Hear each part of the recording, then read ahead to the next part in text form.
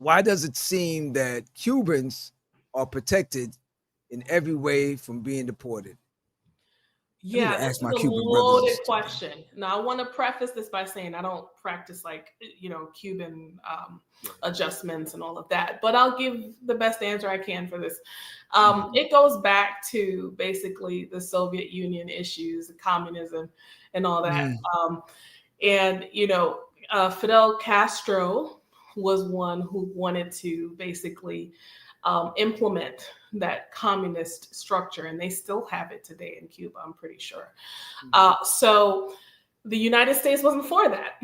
And they basically extended measures just after the Cold War to bring, kind of like it's a political move, it's political chess, to bring Cubans over and say, we are a democracy and we are going to, extend the beautiful United States of America's jurisdiction to you if you can get here. And so they implemented the Cuban Adjustment Act in 1966. And a lot of people are more familiar with the wet foot, dry foot policy. Yeah, I was just about to ask that. Implemented in 1995 by President Clinton, right? So, now that actually, ironically, it was ended by President Obama 2017.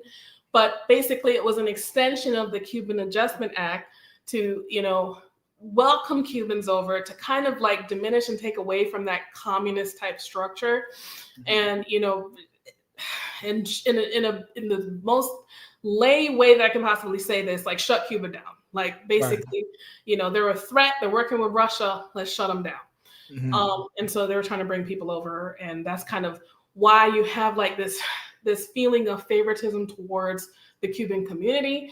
But that policy is now ended, but they still do have the Cuban Adjustment Act. And, they can still adjust if they arrive like within 1 year.